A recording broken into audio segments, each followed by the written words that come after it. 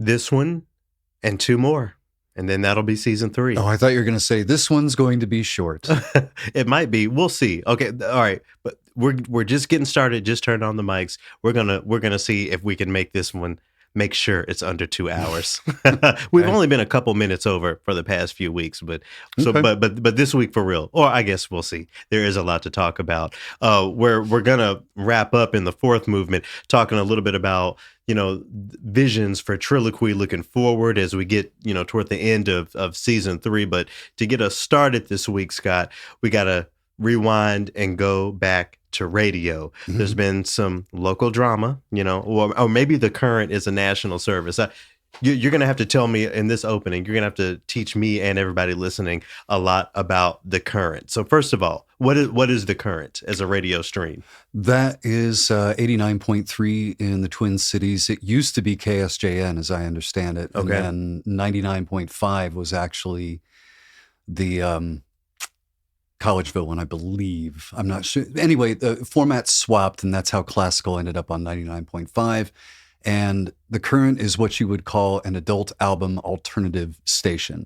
So they tend to follow the indie trends, the indie pop, indie rock trends, that sort of thing. And just for clarification, is this local only? Because I feel like, shout out to Pete. One time I feel like Pete was telling me he tuned into The Current sometimes. Maybe you can do their so web online. Stream has a big presence. Yeah. And, through Stitcher and the app. Yeah, we've got people all around the country that listen to and contribute to The Current. Well, one of their flagship hosts turned in the microphone, turned in the headphones last week, and it's sort of been going around in the local news. Again, I ask because I don't know how much national impact The Current has, if people even care about The Current nationally. We're talking about this stuff here, but there's still some things to unpack. So, we'll just briefly speak to some of this. I'm reading from recentlyheard.com. It says, Mary Lucia cites concerns about equity and fair treatment of all of my sisters as reason for her abrupt departure from 89.3 The Current.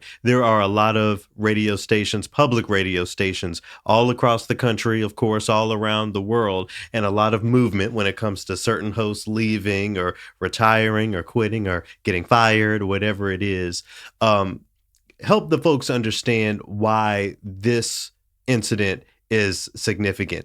How Mary Lucia isn't just another radio host, at least not locally anyway. In public radio, it's a little bit different than commercial, and it's less transient. People tend to stay at a gig in public radio longer than they do in commercial. I knew commercial DJs that never really unpacked. Now, to that end, Mary Lucia was one of the founding DJs of The Current 17 years ago. And she is rock and roll royalty in the Twin Cities. Just an encyclopedia of music and more importantly, local music. Just a huge loss. What a resource we just lost. When people talk about public radio, most folks would refer to their public radio station as their NPR station, probably. Mm-hmm. But it's important to note that public radio is more than news. And, for most folks, if they want to listen to Western classical on the radio, they have to go to the public radio station. But, a lot of public radio stations go into jazz. Where I started, it was a classical and jazz station. There are bluegrass public radio stations all across the country. But as you described this one, it's AAA adult album alternative. Right. Why do you think that is? Why it's significant to have that sort of music funneled through public radio, listener-supported radio, is so-called AAA, one of those sort of subgenres of music that needs that kind of support, the aesthetics of music that you're not going to hear on the top 40 or the big-time commercial stations. What is it about that music and public radio? There's that aspect of it, and for The Current, when I first got here, it was hyper-local. So local bands, local artists. Really supporting the community. You would hear local bands that, didn't have a national presence or anything like that. And it was exhilarating, to also the DJs were very, very diverse in their own skill sets and their knowledge. Yeah. So, whenever you heard Mark Wheat, you knew that you were going to get, some great Brit rock or electronic stuff. Bill DeVille was, he still is, your roots and blues and things like that. Everybody seemed to have like their little bailiwick, So for folks who, again, aren't local, or maybe even just for the folks who are local, maybe I should say, do you have anything to offer or to speak to when it comes to Mary Lucia stepping down? Well, I'll have a link to the article in the description. She cites some pay inequities and some other misogynistic things happening there at the Current. And just to be super clear for people, the Current is one of the radio services offered under that big American public media umbrella. So, Sure. Everything Go is ahead. everything is very hush hush, as you know, with personnel issues. I would recommend that everybody go over to Spotify and check out the playlist of her last shift. It is an absolute treatise. But not you sending people to Spotify, though. I think that it's elsewhere as well. After I just had to stake my claim against Spotify on my platform. Right. Go ahead. So, but it's an incredible mix, all of her own devising, and very pointed in spots, and other spots very irreverent and all this. And it just shows her depth and breadth of knowledge of this music. I do not, and then, just a couple hours after she was done, it was announced that the program director is no longer there. And nobody knows anything. I don't know anything about it, but I will tell you that I don't think this is it for Mary, because her presence is still on the website. You can't find the old program director anywhere. Sure. But Mary's stuff is still up there. I don't think Mary's completely out.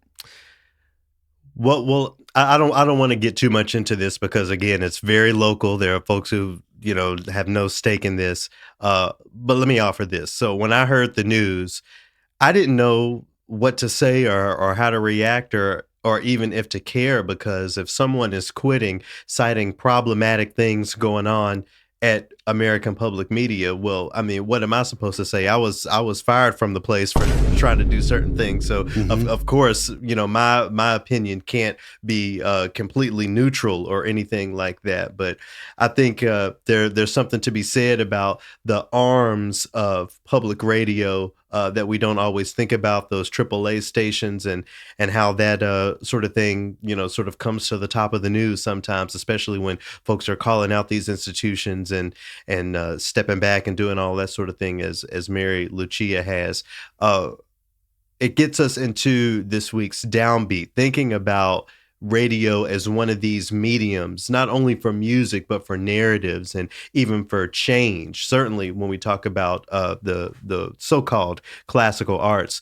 So this week I wanted to offer a downbeat, Scott, that features you. You did an interview for your former radio station, KVNO. What would remind the folks or tell the folks the context of this interview, why this happened? They're coming up on their 50th anniversary and putting together some special programming, and they did interviews with hosts past. And I was, I think I was the third person in line for this particular morning show. So yeah, and this is what you had to offer in that interview. Let's take a listen.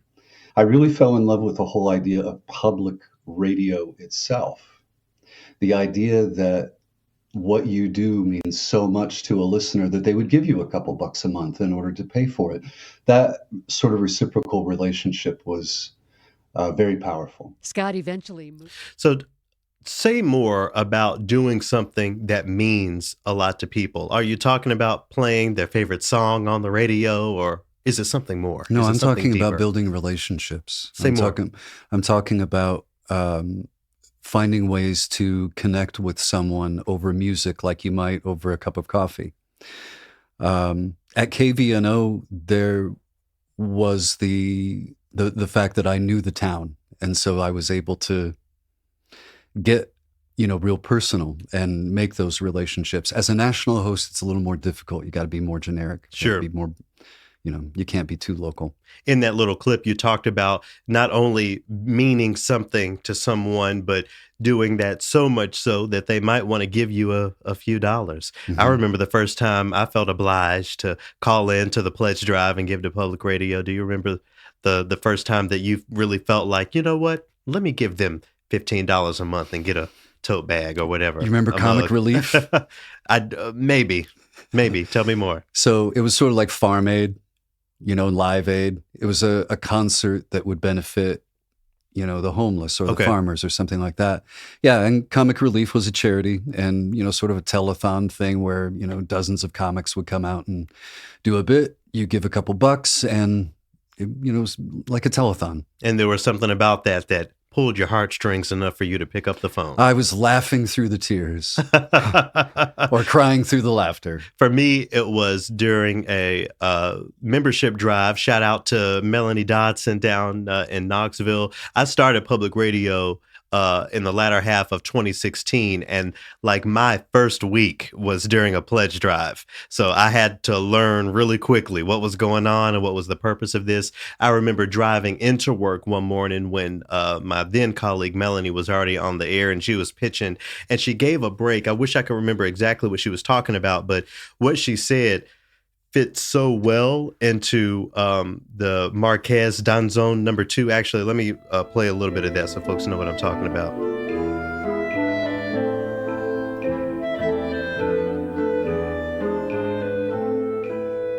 So I suppose Melanie was talking about something when it comes to, Latin flavor and Mexican music or something.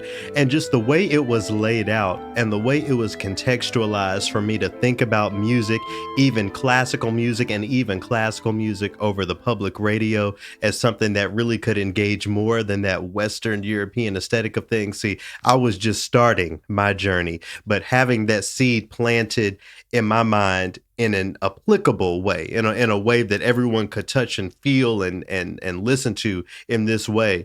That's when I was like, you know what? She's on to something. Let me call in and do my part to make sure that this is sustained. And this is, I hope no one hears me asking y'all to call anybody's radio station to, donate some money, because you need to make sure that institution is actually speaking to you and your musical sensibilities before you do any of that. All of this is to say that when we talk about the current and what happened to Mary Lucia, when we talk about your start in radio and what really made you fall in love with it, I think all of that has led to so many different things. Think about the digital content that has become an essential part of a public radio station that didn't exist maybe when you got started. Mm-hmm. I think about the way even public radio institutions have latched on to podcasts and created their own podcasts to reach out even further. TRILLOQUY started as a American public media podcast. Mm-hmm. So when I think about all of these things, I hope everyone throughout the arts, wherever you land in the arts, I hope that you can consider and understand the consequential nature, the very impactful nature of public media, specifically public radio. When most folks hear what they call classical music, they're not hearing it in a concert hall or in a recital hall. They're hearing it over radio, and more likely than not, it's a public radio station. Mm-hmm. When I was getting into radio, Scott, there wasn't a whole bunch of overlap between professionals in the so-called classical arts and professionals in radio. They existed, but today I'm seeing more and more folks who came up as musicians being invited in to do radio shows or do radio specials. Is becoming more and more of a thing, and is one of the reasons why I still believe in the medium of podcasting. This is different than radio for many different reasons, but I just think that audio conversation, or that just audio media in general, has a huge opportunity. It's proven to be consequential in the past when it comes to other sorts of activism and change making. And I think in the arts, if we can just remember how much people chatter and talk about and pay attention to public radio, if we can just always remember that, I think we have a chance of really making those big changes that we're looking to see in the arts. Before we jump in, I just want to tie a bow on the issue with Mary Lucia. I know what it's like to be separated from a job and to be in the middle of a media firestorm, and seeing a lot of people talk about you and talk a lot about your situation and getting stuff wrong or making assumptions and X, Y, and Z. But so I can't speak to any of that. I'm thinking about you, Mary Lucia. I'm also gonna say that I know what it feels like to wish more people were speaking up. And that's not a slight or a sub to anyone in particular, but I just wanted to make sure that I spent a little bit of time here on this platform speaking to, that feeling, knowing what it feels like to stand up for something at your workplace, especially a radio institution, and feeling like no one is really having your back. All of these colleagues who will say hey to you or have coffee with you or chit chat with you at the water cooler, who are all of a sudden silent when it comes to something like this. I only met Mary Lucia once when I was working up there at American Public Media. I was out on the smoking deck, and I introduced myself. Oh, I'm new. My name's Garrett. What do you do here? And she gave one of those, how adorable. You have no idea who I am, and not in a snobby or snotty way, but it seemed refreshing for her to talk to someone who wasn't asking her for an autograph, so fanboying. Right. So my interactions with Mary Lucia are great. I don't know her personally, but I will ride for her and say good for you here on my platform. Sometimes, we forget that there's a huge responsibility in having the public's ear. So many of us media folks, especially live radio folks, I think we often take for granted that we have those people's ears. That's something that she did not take for granted through her programming, especially on that final show, through what she stood up for during her time at the Current and what she'll stand up for in the future. I am one of the many people who can only hope and aspire, to be as influential as she was. And to get that started, I think we have to keep it trill here on this podcast of ours. Let's jump in.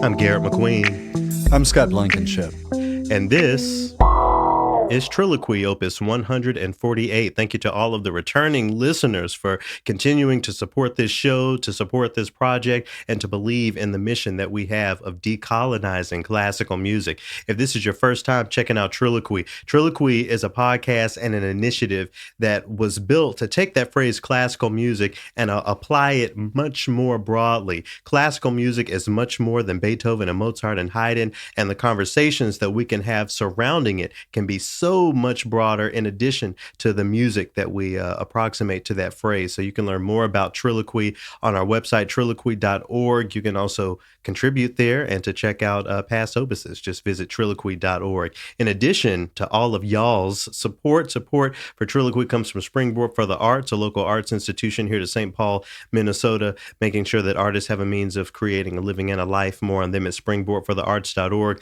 I want to send a special shout out and thank you to Central Presbyterian Church here in St. Paul. Scott, a church supported TRILLOQUY. I never thought, and let me just pull over for a second, because back during Black History Month, I went to play a few tunes on bassoon, and their house pianist was there backing me up, fully prepared, giving all of the left hand on the lift every voice, just really giving it up. And I'm nobody's Christian. I say that a lot on this podcast, but to have a church that's really interested in shifting narratives when it comes to arts and music, it's really incredible. So I just want to send a huge shout out to everyone over at Central Presbyterian for your continued support. They're looking for a musician in residence. I'll read a little bit here. It says, Central Presbyterian Church is hiring a musician in residence for a 10-month residency starting in September as they deepen and broaden their understanding of Black sacred musics through shared music making and engagement. So we're talking about the gospel. We're talking about the field shouts and the spirituals. This church is trying to invest in upping their game and upping their education. And they want to make sure they have someone in the building that they're going to support and make sure that happens. So if you're interested or know anyone who might be interested, point them over to centralforgood.org. Really incredible folks over there. Thank you so much to Jennifer, who does all the music things over there, and everyone at Central Presbyterian. Another reminder that Adrian Dunn and the Rise Orchestra of Chicago will be performing Emancipation on Friday. I believe that will be April 29th, I believe. More information on that in the description of this. I want to give a congrats to the Gateways Orchestra. We're going to talk about them a little bit in the first movement. A shout out to the Twin Cities Freedom Band for an excellent community band concert. I went to a community band concert over the weekend. Great to hear the sounds of the people. Just freedom, not so. And I can speak shadily, but it's more than right notes and intonation. It's that unity of spirit that was really moving me. So I just wanted to make sure I gave a shout out to the, I think it's actually the Minnesota Freedom Band, a community band that centers queer people and gender divergent people and all of it. It's really incredible, that sort of arts that's going on. And then finally, I just want to send a quick shout out to the Brewing Change Collaborative for a successful gala here in the Twin Cities, Scott. It's all sorts of organizations in the change-making work, and one of them is trying to make changes in the area of brewing. We had a collaboration set up right before COVID. That all went to hell, but we'll have to get back to it. But I wanted to give them a shout out here, and thank you to all of y'all, and let's get into movement one. All right, so Scott, yesterday, we're recording this on Monday, so yesterday on Sunday, the Gateways Festival Orchestra made their Carnegie Hall debut. A really exciting time for the arts industry. It was a sold out show. Everyone that I heard from said that it was an incredible show. I bought a ticket. And I panicked at the last minute thinking about COVID and flying on planes. And they just released the mask mandate on the plane. So folks are going to be coughing all over everywhere where I'm trying to take a nap on the plane. So anyway, I decided to mail my ticket to Caesar. Shout out to Caesar. And he found someone who could go to the show. But I just wanted to give them a shout out and a congratulations by shining a light on an article from Billboard.com. It says, you may not know Anthony Parnther, but you've heard his conducting before. So earlier this year, Scott, of course, we lost the now late maestro Michael Morgan, who has been the Gateways Music Festival music director for years, since the very beginning. So finding someone to fill his spot in Carnegie Hall was a real big deal, and this was something that was going to be really important for to make sure the selection was correct. As a member of the artistic committee, I definitely threw Anthony Parnther's name into the hat. I'll just quickly tell the story. When I moved to Los Angeles, my teacher, shout out to Judy Farmer, she was like, well, there's this black man who's a bassoonist and he's a conductor and he really wants to get in contact with you. And you could tell, Scott, that my teacher was a little weird about having the black student at the time at USC. I think Sidney Hobson was there too. Shout out to him. But having the black student and having to tell the black student that it's another black person who happens to be in music in Los Angeles, and that maybe you could have a play date. I remember her saying, and listen, Garrett, because she studied and worked in Austria, she said, listen, Garrett, if an Austrian musician comes through town, I'll make the point to go through and shake his hand as well. So she was trying to make it chill for me. Like, look, I'm not doing this just because Anyway, one of the reasons that Anthony wanted to connect with me was because I'm black. He's one of those Los Angeles area music directors and music people that when a black musician comes into town,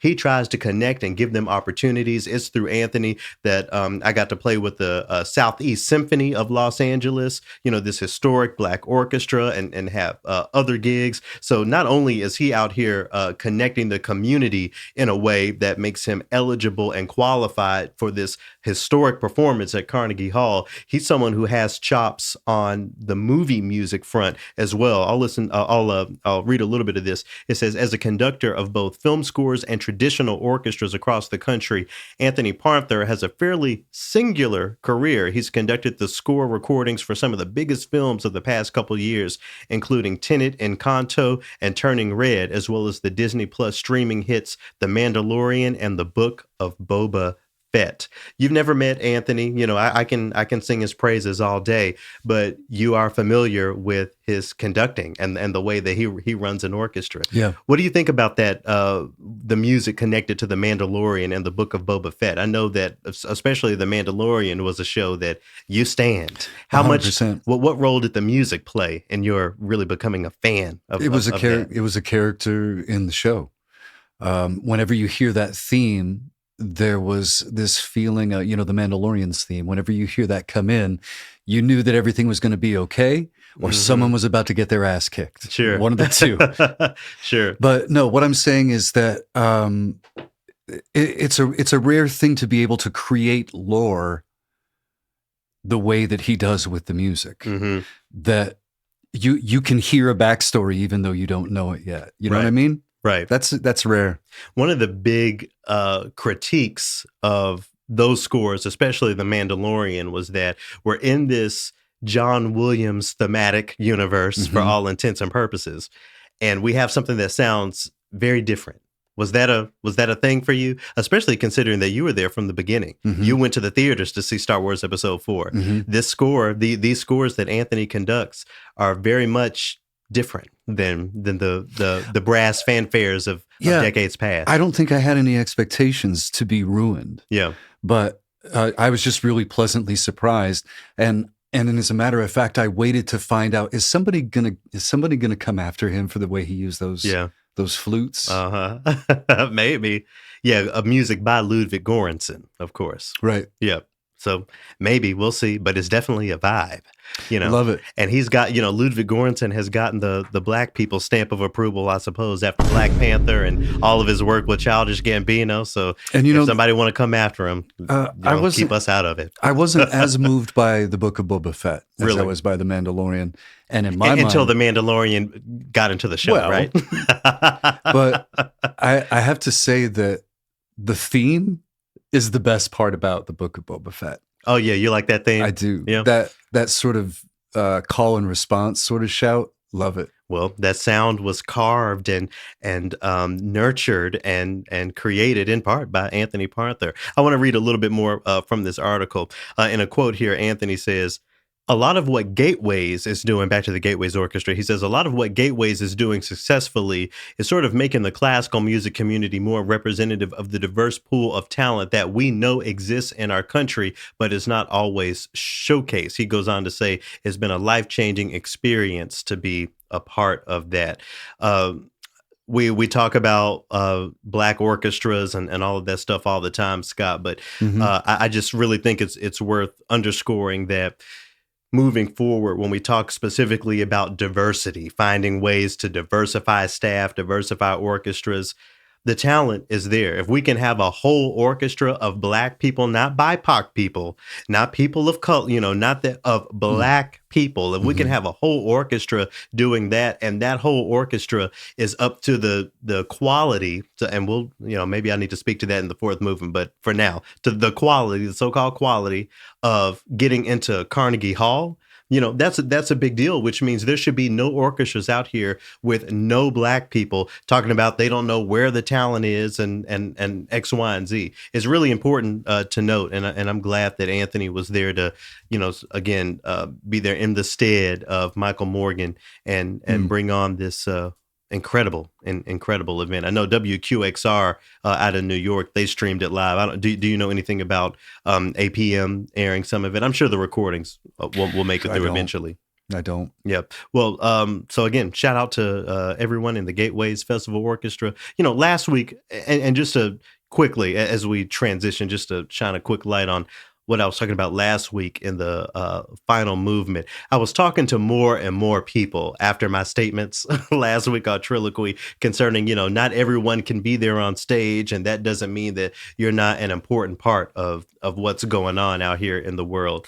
I think we need to think about ways in which the orchestra as a construct, as a thing, can be formed into something that's a little bit more amoebus, something that can be more inclusive or not so exclusive. I think really is the deal, because there were a lot of people who felt left out, and I understand that feeling, and I'm sorry for that feeling. But if I can just reiterate anything here, as I said last week, all of these things fit together. We need the Black Suzuki elementary school string teachers so that someone can take violin and grow up to be a part of something like this. We need the very provocative conversations about folks like the Honorable Louis Farrakhan being at Gateways in its birth, at the very beginning, being a representative for not just some of Black people, but the diversity of Black thought,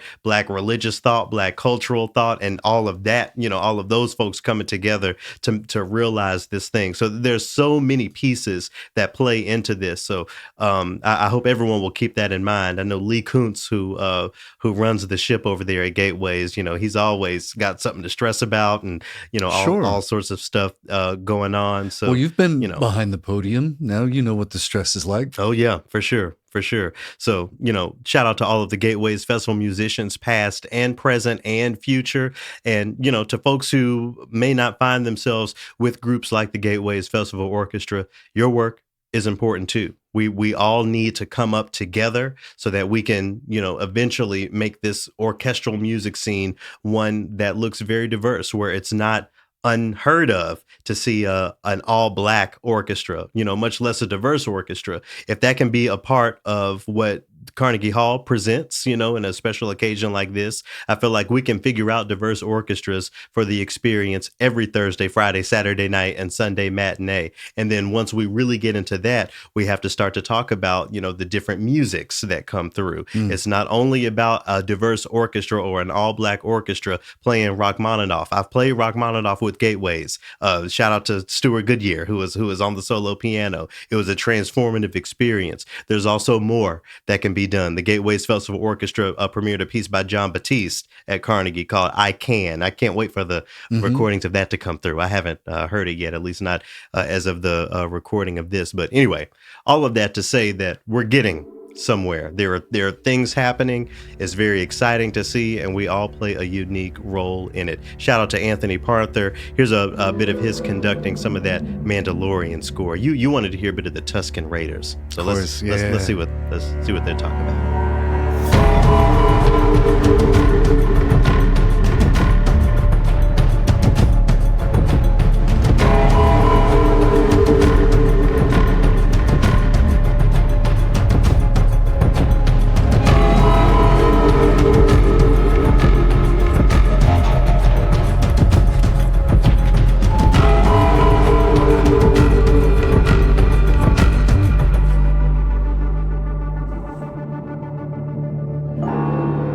There's a whole heritage in that track. Say more. Just, the rhythm that sounds familiar, but you can't quite place it. Played by instruments that maybe you think you've heard before. Mm-hmm. But in this totally alien to you sort of way. That creates backstory. Look at you being equitable in an intergalactic way. You said alien to you. Let's incorporate some more of that language when we start watching these Star Wars universe things. Shout out to Scott. Listen.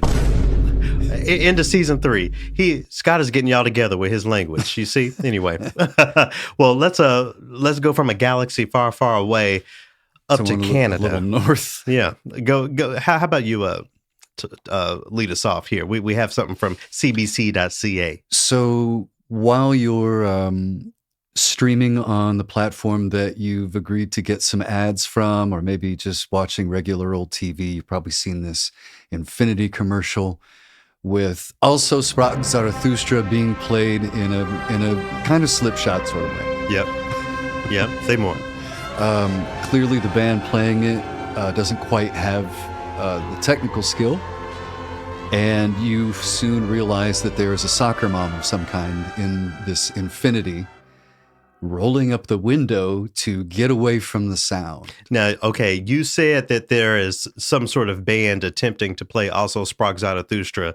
You got to be more specific. This is what kind of ensemble? It is a grade school band. Okay, it is a youth ensemble. So what we have in this headline from cbc.ca is New Brunswick Youth Orchestra posts masterful clapback to car ad that rubbed them the wrong way. So just as Scott described, you have this commercial where a youth orchestra is attempting to play the Strauss. They're not sounding all of that great, which I don't know. I think they have their bright spots.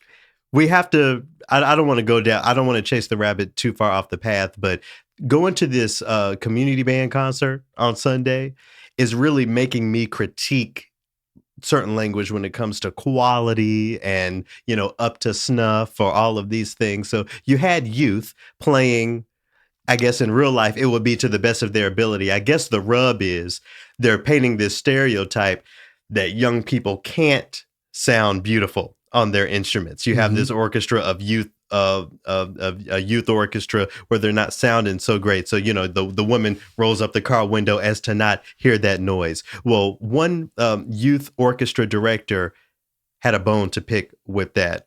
Ken McLeod, during a 60-second video from his organization that was released last week, really called out the organization, Infinity. He said, "We felt because we're a leader in this space of children and youth music that it is our duty, maybe even our responsibility, to somehow respond to this. Even though the Infinity commercial is tongue-in-cheek, there's still a tired old stereotype of youth and bad music. And so our message here is that our kids have amazing talent." I saw this commercial. Okay, and on something I was streaming, and I definitely said something, probably to Dell, "Oh, that's a problem," whatever I said. I love that there is a band or orchestra director, in this case, a youth orchestra director, that was not going. He said, "Oh no." He said, "You should have called us. This is not going to stand." What do you think is the benefit of youth orchestra directors fighting back against these sorts of advertisements? They try to be funny. They do whatever they are, but Put yourself in the Infinity. Would you go to that concert if you didn't know any of the kids in the band? Not if I didn't know any of the kids. Okay. But I don't think that's the point that the orchestra director was making. No, but what I'm saying is that commercial does put up that front, that this is something to be avoided. In fact, someone could probably read into this far enough to say, "Oh yeah, here's the typical suburban woman dropping her kids off and then waiting for it to be over in her car." And that was the part of it for me, because, it's parents out here that, like mine, when I was a kid, making sacrifices and doing everything they could to be at these concerts and all this stuff. And here she is in the lap of luxury, can't be bothered by, all of these younglings trying to play some Strauss or whatever. Yeah. Anyway, so basically, what the band director went back and said was, "Can you imagine a big company like that couldn't find a youth orchestra to play the music? They should have called us, the New Brunswick Youth Orchestra." So I don't know. I thought that was a cute thing to throw in here. Do you think we'll see a companion commercial now? Do you think they'll respond? Well, you think? Do I think Infinity will apologize to the youth orchestra community? Are they going to update their campaign? Are they going to give all of the youth orchestra some money for what they have done? Because they could, right? They could. Mm-hmm. It's not a question of if they could or not, but if they will or not. I don't know. I suppose we'll see. Go New Brunswick Youth Orchestra. Yeah, and be sure that when you're attending these concerts and let's quickly go here real quick, Scott. Where are we going? There was a conversation some years ago that I remember about how recording, speaking of radio, as we were getting to earlier, how recordings have ruined the live concert experience because we're used to hearing recording quality performances that have been mixed and mastered, and there have been 18 takes to do whatever and la da da. Where do you think we are with that conversation now? Do you still think that's a valid thing to sort of complain about? Recordings are sullying up the live performance experience? I don't know. I don't think so, because and let's take it outside of Western classical. I mean, the artists that you love and you listen to the recordings all the time. Are you comparing the performance to those recordings, even subliminally? Maybe. What are you talking now about? Like expecting for the live show to sound like the album? Right. Exactly. Okay, That I just was want the to make sure I complaint. was following. Yeah. I don't know. I would rather hear a performer actually do it than like lip sync along so that they could also dance. Right. So those people who can do both, okay, like, so we know Beyonce does, right? Okay. So she sings and performs. Of course. Okay, so we can't all hit that level. No, what I'm saying is that I would rather hear the artist in that moment, that room, that group. Connect with me. So to hear those artists in the way that they're performing in that moment, I guess that means there has to be some sort of connection, right? Or some sort of emotional investment. Sure. And I feel like that's the investment that has to be made. Not necessarily, but the investment that a lot of people make when it comes to youth orchestra or listen to kids' band programs and that sort of thing. You have that emotional connection. I think we can all spread our empathy broad enough to have an emotional connection that is thinking about these kids at the beginning of their journeys. There could be the next insert the blank. I'm not going to say a name because, that can get problematic. the next Beyonce. There could be the next Beyonce somewhere in this orchestra. But just by writing it off because it doesn't sound good to you and not acknowledging all parts of the process, I think it's not really good for performer or listener. We talk about pageantry a lot when you talk about pageantry a lot when you talk about brewing beer, how you would put it all into growing cannabis whenever that is legal. The hop pouring you have all of the language, pouring the hops into the bucket or whatever. That's a part of it. Every, boiling the water, whatever. All of it is a part of it. And not all of the parts of it are drinking beer, but that doesn't mean the different parts of it aren't important. So I sort of see the trajectory of a musician in the same way. And it's how we should, see these musicians. Who is that ad for? For rich suburban, the people who were depicted, the folks rolling up their windows. Do you think they hit the mark? Are they going to sell some Infinities? I mean, I think the people, and this is the other thing, I think the people who really, and maybe I'm painting with too broad of a brush, I feel like the folks who really care about changing up the dynamics and the stereotypes that were in that ad, they aren't in the Infinity is not pointing the ads at us, but who knows? So maybe there's a rich or well-to-do youth orchestra director out there somewhere. It won't necessarily hurt Infinity. Right. Okay. Yeah. But all of that to say there are kids who can play music well. There are, yeah. And I think that, like you said before, it's reinforcing a stereotype that isn't helpful and not necessarily true. I mean, think about the first time you played in a band concert. Was it tight? Were you together? I mean, we thought it was, but or for your experience level, was it exactly where you would expect it to be? And maybe even higher than that. See, it's always great when you hear folks talk about, oh, I couldn't even believe this was a 7th grade band or what, so, and especially with YouTube and all of the different other resources that young people have that I didn't have. The kids can sound great these days, as is proven by the New Brunswick Youth Orchestra and even some of our own local orchestras. How about we listen to how great the Greater Twin Cities Youth Symphony sounds? Let's do it. Here's a little bit of that to transition us.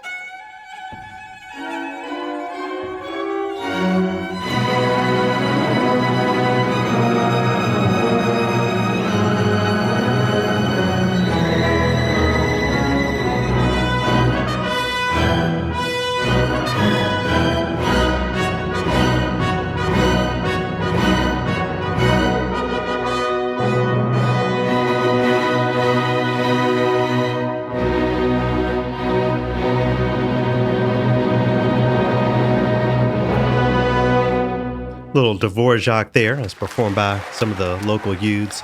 Strong horn section. As we were listening to that, this is kind of what I think it boils down to. It, and maybe I'm stretching, but I feel like a lot of people don't appreciate music in the way that they think they do, but listen to me, Scott, they appreciate the status of getting dressed up and going to a concert or being seen somewhere. You see, when I listen to that Dvorak, there are things that I heard in the first violins, some tuning issues, but the point is that I can hear the spirit of what these children are trying to put forward and passion that they have as young children. There are grownups that don't have half the discipline of a high school, middle school age violin player, true. Especially when you got a lesson coming up or a recital coming up. So that's what I think it kind of boils down to when we talk about appreciating community band concerts and, local amateur organizations and ensembles, and all the way down to the child concerts, the youth orchestra things. If you appreciate music,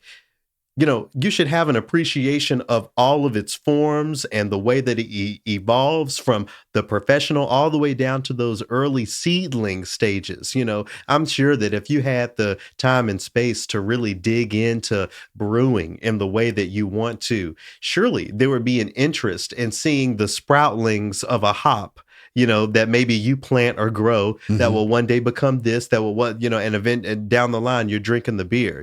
I think that genuine love for music, if it's there can always be an appreciation for the different types of sounds that different types of musicians make over the course of their musical lives. So again, shout out to Maestro McLeod and everyone up there in New Brunswick for shaking it up and standing up for the young musicians. We got one more. I haven't been pressing any of my accidental buttons. Let's give Maestro McLeod a sharp, and we're gonna give Anthony Parther and all the Gateways folks a sharp. All right. So we have one final accidental for this first movement this week, and this one gets a flat. I'm reading here from TPR.org, Texas Public Radio. It says, music director speaks out about his San Antonio Symphony contract termination. I'm reading, last Friday, San Antonio Symphony Management terminated music director emeritus Sebastian Lang Lessing's contract that will have allowed him to come back to the city and direct a pair of concerts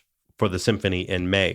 He says, my solidarity goes to the musicians of the San Antonio Symphony. What they have been through is way worse. So my situation is just a small footnote. I'll let y'all read the rest of that. But long story short, the musicians of the San Antonio Symphony are on strike. They're going through it with the management. So in the interim, there is a local church, a Baptist church down there in San Antonio, who has had the orchestra, the members of the orchestra, I think officially they have to say, to perform music and to have concerts and to keep their stuff going, despite the fact that they're on strike from their organization.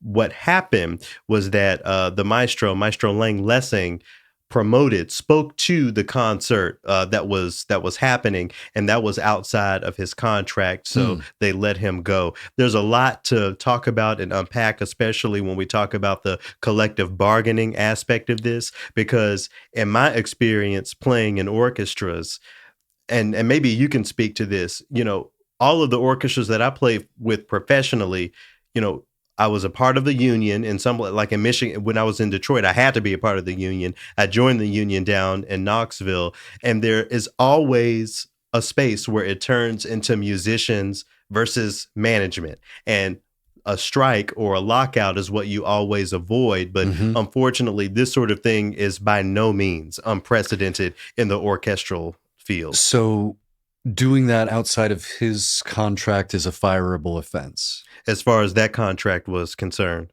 Why wouldn't he just kind of be like reprimanded or sanctioned somehow? Why fire him? Well, you tell me. You have, and as a member of a union now, you have folks who have bargained collectively together. You have someone who is outside of that because, again, remember, this maestro is not a member of the orchestra. He was music director emeritus. And even so, conductors are usually separate from musician sort of things. So if you have musicians versus management and someone is siding with the musicians and management has the power over that person who's siding with the musicians, why wouldn't they have fired him? Of course, I think it's a shame, but it makes total sense to me. Was he aware of this and did it anyway? Perhaps. Let's check back in here into the article. It says a clause in Lang Lessing's contract forbids him from announcing a performance of a competing music entity within a certain distance of the city, and symphony management said he violated that clause. Managers claimed he crossed the line when he announced that he would conduct the Baptist Church Musicians of the San Antonio Symphony performance coming up in May. They said it was a technical violation because the San Antonio Symphony is scheduled to perform on those same nights, but barring a miracle, the symphony won't be performing. So it sounds like the organization doesn't want to have to compete or doesn't even want to come into the risk of having to compete, which I think there's something to be said about that, because if more of these orchestras had to compete, it would look a little bit different, especially if the so-called quality was the same, just the venue was different. Have you heard of a clause like that before? When I was playing in Knoxville, we regularly, there was one church in particular that the orchestra regularly played, but it could never be billed as, or we, I should say, could never be billed as the Knoxville Symphony Orchestra. We were always musicians of the Knoxville, or I forget the way they would do it. So I'm sure there was something in the clause there that said you can't hire out the orchestra to do X, Y, and Z. So they gave us each an individual contract. So there are the technical ways to get around those sorts of things. But the music director was the leverage that management had. So that's the leverage they use. Yeah. Because it seems like whenever somebody gets suddenly disappeared because of something or let go suddenly, to me, that sounds a little ticky-tack. Right. So do you think something else was going on? I don't know. I mean, when we talk about collective bargaining and all of that drama, when it gets to that point, when it gets to the point where folks are on strike, I think both sides do what they got to do. The musicians, they all went over in solidarity over to this church to play, this venue that would have them. And, the management of the symphony didn't have control over that, but they had control over the maestro. So that's what happened. I think he makes a good quote here. It's a very malicious move. It doesn't prove that they're really working for the musicians. I mean, right there. Do y'all talk about that at y'all's job as y'all have caucus and different union things? Do you consider what a strike would look like or what a lockout would look like? Has that been a conversation yet? Keep in mind that I haven't been to all meetings, so that might have been covered. Sure. So I can't respond. But as far as you know, no. As far as I know, no. I mean, are you ready to, because again, when orchestral musicians, go to AFM, that's the one I'm have been a member of, and sign up for the union, something like a strike is something that we're prepared to, I don't know, I shouldn't say prepared to do, but that we understand as a real and true possibility, not just something that's up in the air. So personally, are you thinking about a strike as a member of a union in conjunction with a music entity? Are you thinking about what a strike would look like if that's what happened? I haven't, no. And that's a good reminder. We have, now we're up to 2 negotiating sessions a week. So I'm going to find out about that. Yeah, and maybe this can lead the way. What would it look like for another studio or for another something with some mics like these that we got here? What would it look like for y'all to say, okay, well, we'll just broadcast from over there. They have the technology. They have the whatever, XYZ, So if there was someone outside of y'all's negotiating, y'all's group of union members who is, hyping y'all up, maybe someone in management over there at APM saying, oh, well, the hosts here are on strike, but we'll be live on X, Y, and Z and da-da-da. Of course, they will pull the trigger on that person if they have the power to. And I think that's what we're seeing here with the San Antonio Symphony. And it's really one of the reasons why I really stand behind a level, I'm softening up, but I stand behind a level of the call out culture that a lot of people don't like, because we're reading about, maestro Lang Lessing, who was let go. Going back to the opening, we're reading about Mary Lucia, but so many of these folks in management, that's just this ambiguous sort of status that a lot of individuals find themselves in, and they get to make these decisions, but they don't get the public critique or don't have to face the court of public opinion. I think there's something to be said about that, and I hope that folks will understand the power that they have in this moment. To every one of those people buying tickets to see the San Antonio Symphony at this church, there is a message that you can send not only by being in that space, but in many other ways that you can send to that institution, to all of the people upset about Mary Lucia walking away from the current. All of those listeners, they have power in this moment. They can make their voices be heard, and maybe it'll fall on deaf ears. And if it does, to me, that is a prime indicator of how you should move going forward. If this institution doesn't give a damn about what you have to say and what you think and what your ideas are or whatever, then consider that. Next time it's time for you to buy a $60 or $70 or $80 ticket to go see this orchestra perform something that you can hear on Spotify or on YouTube, even by a youth orchestra playing beautifully as well.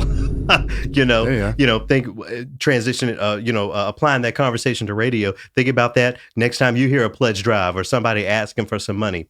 Anyway, all of that to say thoughts and prayers to everyone down in San Antonio, and shout out to First Baptist Church down there in San Antonio. That's what an accomplice looks like, Scott. That's an institution doing what they can to stand up to some of these organizations and to some of these power structures. Anyway, that's our accidentals for this week. We're going to get into the second movement by hearing a San Antonio dance. I found a piece of music by Frank Ticheli. The second movement of his San Antonio dance is called Tex-Mex on the Riverwalk. We'll take a little river walk as we get into our second movement today.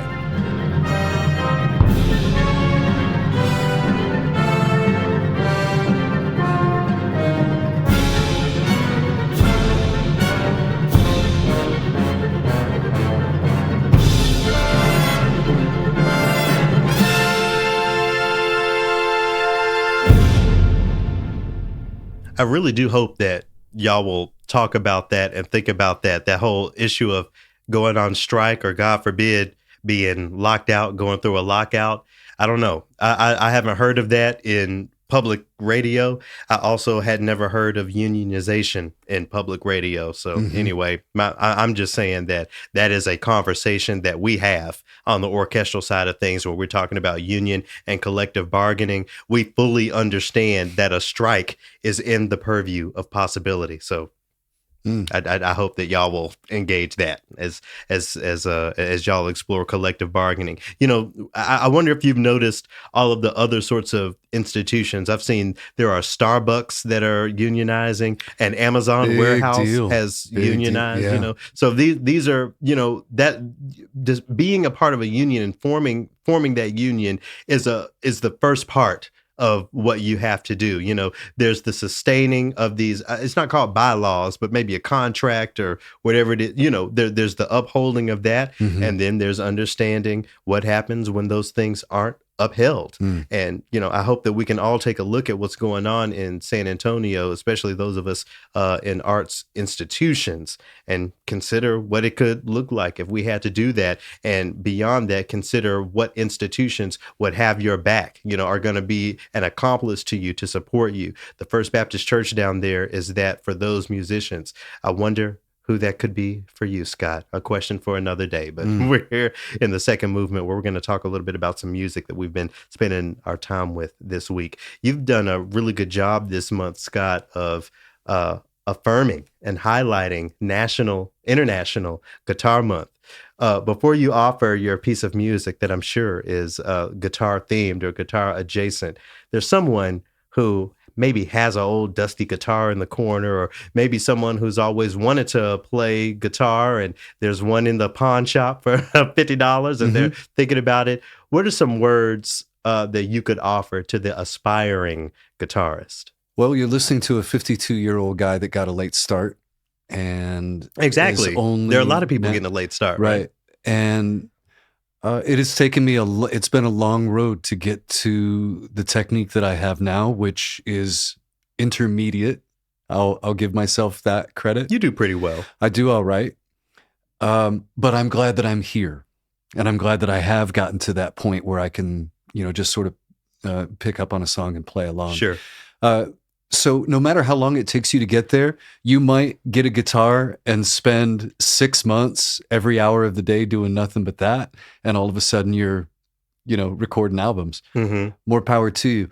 The point is that whether it takes you 15 years like me or 6 months like some virtuoso, at the end of it, you will have created something artistic. You will have contributed to this world, your art, what you have to say. And that makes it worth it. I came to guitar. I took guitar in elementary school and then let it go for decades. And then like steel string acoustic or classical? I don't remember that much. Probably, I don't even know. But Okay. it was a guitar. I know that much. And then, got back into it when I moved here to Minnesota. You got me that guitar.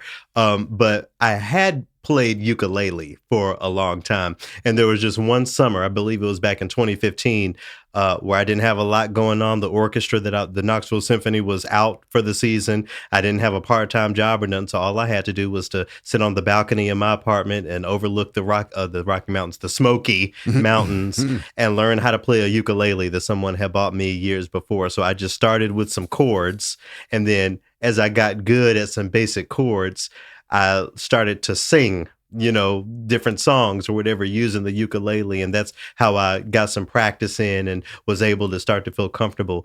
When it comes to guitar, I wonder if you would point folks in a similar direction. Should they start just learning some chords or what would be your guidance? I think it depends on what your learning style is. If, I need somebody there to point out mistakes and errors in real time. Mm-hmm.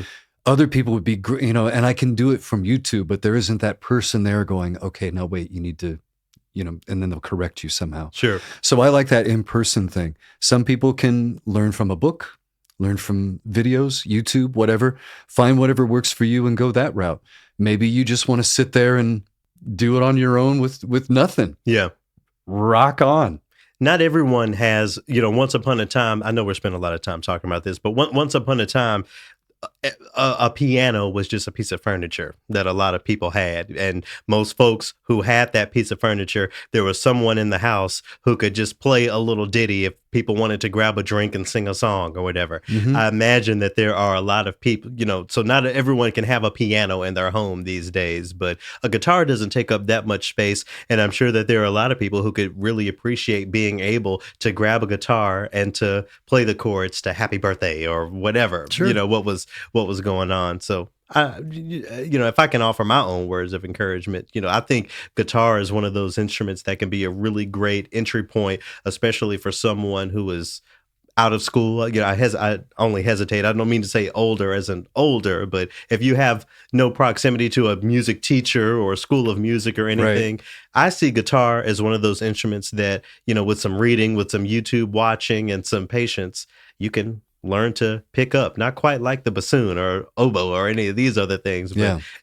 I think guitar is accessible enough. So all of that to say, Happy International Guitar Month. Go pick up a guitar and see what happens. Let's shift over to the bassoon for a minute. Okay. If you were going to have a bassoon made with the Garrett McQueen signature on it somewhere, sure, the Garrett McQueen line of bassoons, what would you name it?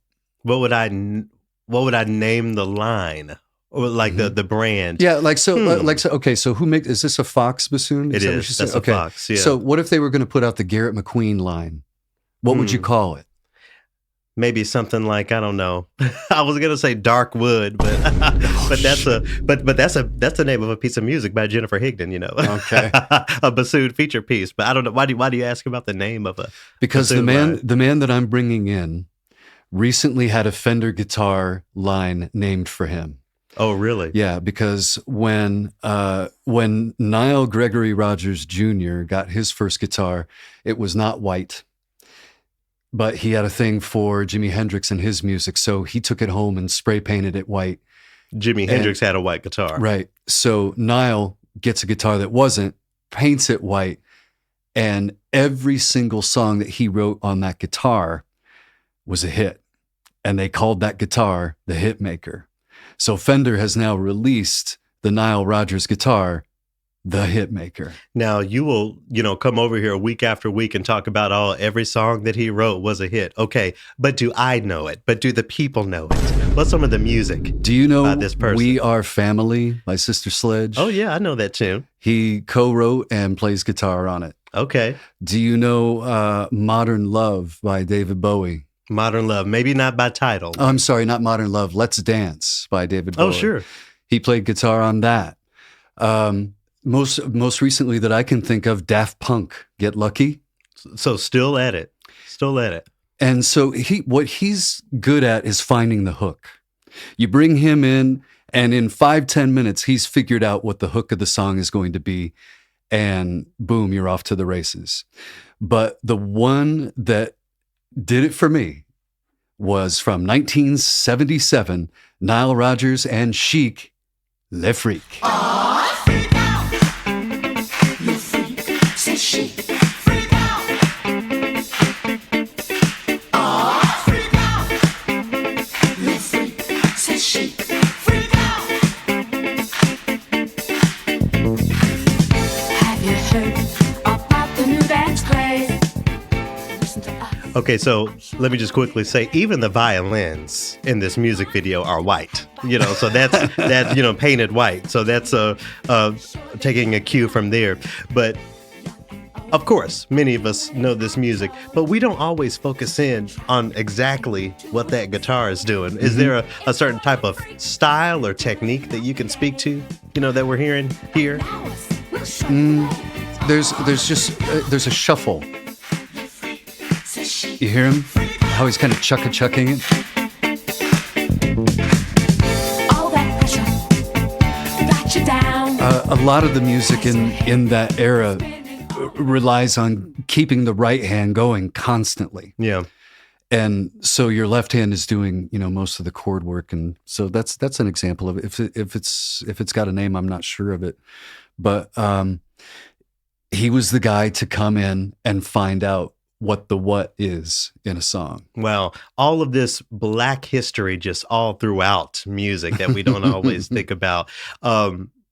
Electric versus acoustic. We're hearing electric guitar in that music there. Would you encourage or stand by someone jumping into electric, or do you think having an acoustic guitar is a better way to learn? I think electrics are a little bit easier to play. Oh, really? Yeah, the necks are smaller. You can get a brand new Fender Stratocaster from the Bullet line for $150. Plug it into your into GarageBand. From you get your little Focusrite interface like you've got. So for under $500, you're recording in the GarageBand with a whole bunch of stomp boxes and creating the next Grammy-winning album. That's awesome. Yeah, shout out to all of the guitarists out there. I'll definitely say that my relationship with the guitar and guitar music has grown since meeting you and moving here. I will put on the guitar concertos, even the electric guitar concertos every now and again when I was down at WUOT, but just really understanding the diversity and the breadth of the instrument and the way that it has impacted so many genres. We can talk about the Spanish guitar. We can talk about the funk and the jazz. We can talk about bluegrass and Americana. It's just one of those instruments that stares us right dead in the face, so much of the time musically, but we don't always think about it. I don't always think about it anyway. Guitar has even played a significant role in, the theme music for TRILLOQUY, as played by you. So lots of great stuff. Shout out to the guitar. And again, happy International Guitar Month to everyone. Everybody, I'm going to bring in something different next week. Trust. I'm sorry. No, I love the guitar focus. All right. Well, for me this week, I went back to the Silk Road Ensemble. Again, I'm gonna speak a little bit more to this in the final movement. But Scott, I've been getting into that mood where I want to get away. we Tell all me need more. time where we're not only away mentally, taking a break from work, but where we need that physical getting away, just somewhere far away.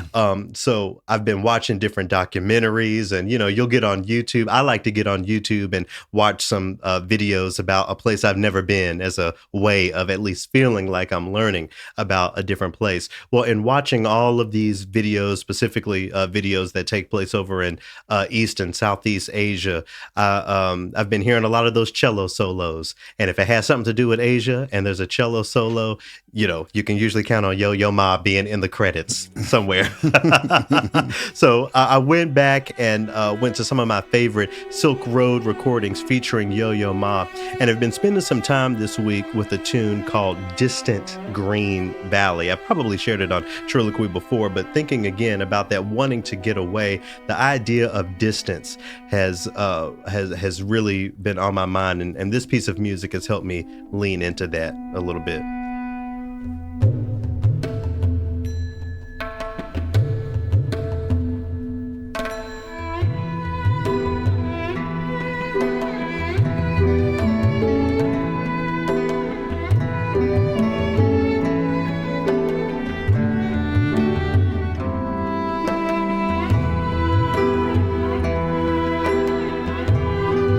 So, when you get those percussion instruments coming in there and hearing tonalities that aren't necessarily Western European, I think it's really easy for me, at least, to hear those sounds and to go far, far, far away in my mind. I think it's beautiful. And, as we talk about, again, the responsibility that we have as broadcasters and all this sort of thing, we can help people have that imagination through our programming as well. It seems kind of a trite thing to say music can take you to far away places or whatever, but let's face it, that's a type of aesthetic that we aren't always centering when we talk about our art spaces, especially when we talk about classical music. It's such beautiful music that has helped me really, deal with some of my feelings of potential burnout and getting away. Another part of this piece of music that I wanted to highlight was the middle section. So as we get into our minds, thinking about where we could be, especially if we're listening to some good music, maybe we're smoking some weed or something, there's that actually being in the place, the what this new reality would look like, what it would feel like, the marketplaces, the bars, the restaurants. And I think the middle portion of this piece speaks to that really, really beautifully.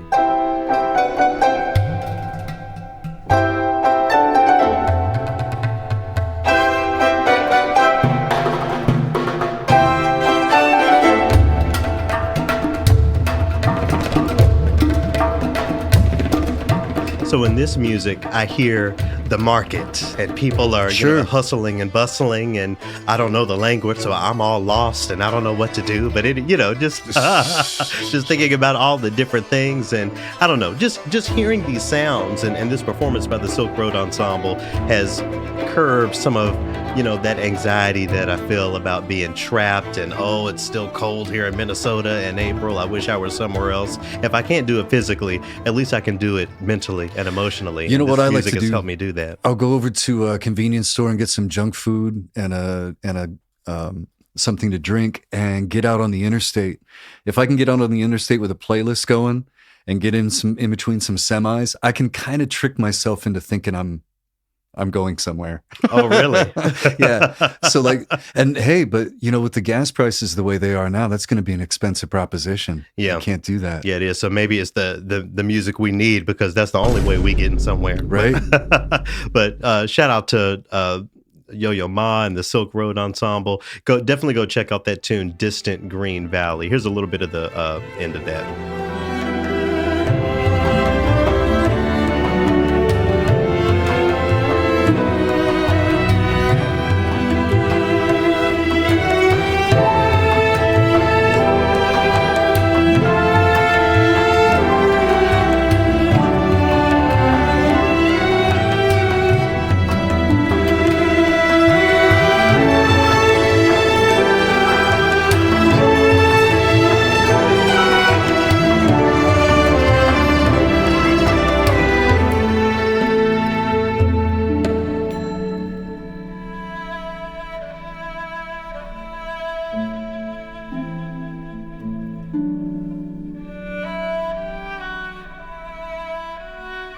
Is there a place in the world that you hope to see and you can't quite speak it into existence just yet? Thinking about your checking account and everything you got going on. But is there a place in the world that you hope that you can see with your own eyes before it's all said and done? I would love to go to the Hebrides. Really? As much as Fingal's Cave kind of gives me the hinks when I look at pictures of it, I'd love to be there in person. Yeah, even in the boat, going up under the cave. I'm going to give it a try. I'll give it a try. Well, it's not that tall. I mean, they're not going to drive some big, Coast Guard boat into it. Sure. No, that's what makes it scary. Kayakers can go up in there. Yeah. See, not me. I don't do the water like that. But don't you? But for me, I really hope. I've been to, places in Asia, but I would really love to go to some of those off the beaten path, at least by Westerners, places like see the pagodas of Singapore or go to Thailand and hear some traditional music. And I don't know, there's so many things that I hope to be able to see. And even if I don't make it to all of those places, pieces of music like this Distant Green Valley is performed by the Silk Road Ensemble. It helps me paint the picture in my mind, and maybe even painting that picture means I'll have the inspiration to skip a bottle of champagne and put that money aside for something like a trip in the future. But, Good idea. But I can't be on a plane with folks coughing all in my face for 12 hours now. We're going to have to do something about these masks back on the plane. I think internationally you still have to wear them. It's the domestic that federal court in Florida kind of got out of here. Correct me if I'm wrong. But anyway, we're getting here into the third movement. This week's third movement guests are Andy and Travis from the Living Earth Show. The Living Earth Show started as an ensemble. Both Andy and Travis were students at the San Francisco Conservatory. They weren't really being fed or nurtured by the tradition of so-called classical music, Western classical music. So they decided to do their own thing and to start creating music that's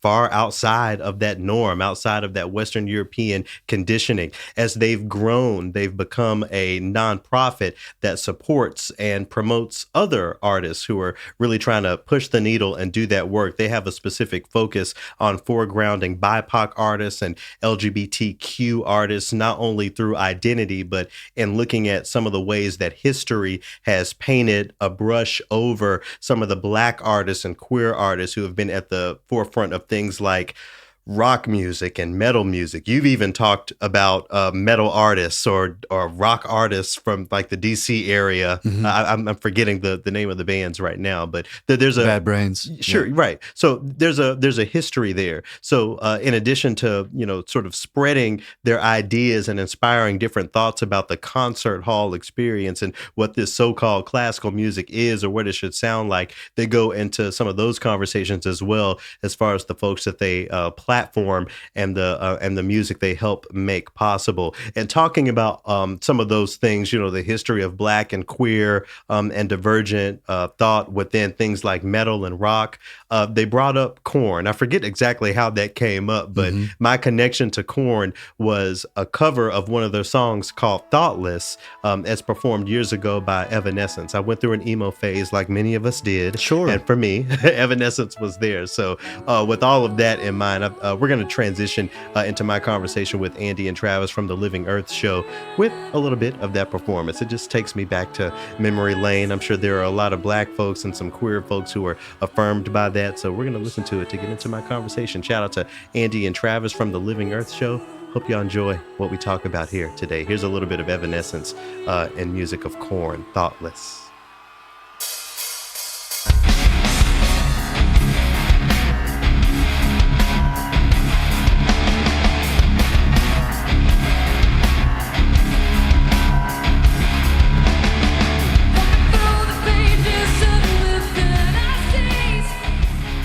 To me, our 100% primary audience is the composers and collaborators we work with. Like, our job is to be the best and most sort of like uncompromising platform for them to create work that they've always wanted to do, or like their most ambitious work, or the thing that they thought they couldn't. Yeah. And so oftentimes that is directly at odds with what would be marketable to a classical presenter. or their classical audience, or even like anyone who's new to the field. Like there's a lot of times, and we're not even talking about the works that directly antagonize our traditional audience, of which there's a lot, but like, when I'm working with someone, it's like my job is almost to turn off the part of my brain that's like, oh, people are going to like this. Like my role as a collaborator and as like someone who's interpreting the work of someone else is to realize their vision uncompromisingly and then like after the fact as administrator, we'll go back and be like, how can we spin this to be palatable across like whatever thing.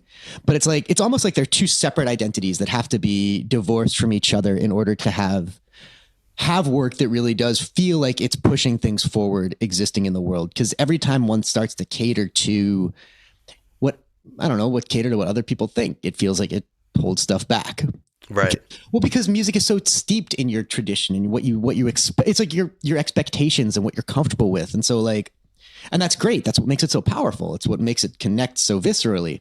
Yeah. But also, if our job as a nonprofit arts organization is to like exist outside of the marketplace, is to create things that foster a certain kind of progress and like really do things that push in ways that might be uncomfortable, thinking about audience almost has to, or like, it's a separate conversation to like, but it's separate and it isn't. Like I think about audience being every collaborator we've ever worked with. Like that's who we're serving as an arts organization primarily. Yep. And when we talk about some of these traditional structures and ideas, I feel like the very phrase classical music is a part of that. I've taken the time to listen to the Living Earth show collaborations and creations, and I'm a radical in many ways, but I can definitely make a case for what you create as classical music, depending on, considering the work I do and the way I do that. But that's just me. What are your relationships with that phrase classical music as it relates to the work that you do? Complicated.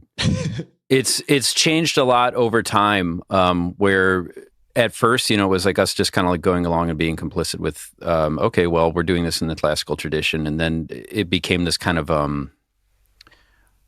very self-conscious revolt about, we'd say, we play classical music on the wrong instruments. Okay. And then we found that actually it wasn't really a service to the people we were collaborating with, to just fully embracing it. Like we're a classical music ensemble. Like, that's what we are. And I think that like it really makes it easier and then to make it explicit like that. Not only easier, but it's the truth. I mean, that's how we try to treat every collaboration as if it is part of the tradition. Sure. I might actually disagree with you a little bit on this. And good. Do it. I think like, all right, I will.